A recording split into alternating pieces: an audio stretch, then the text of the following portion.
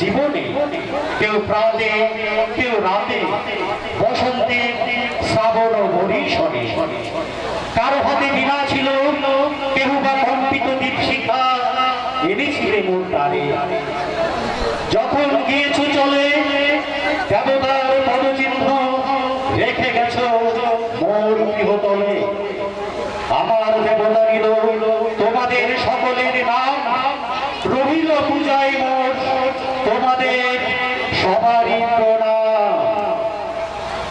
নমস্কার। যাত্রা দিনে শুরু করবার পূর্বে কয়েকটি বিশেষ ঘোষণা।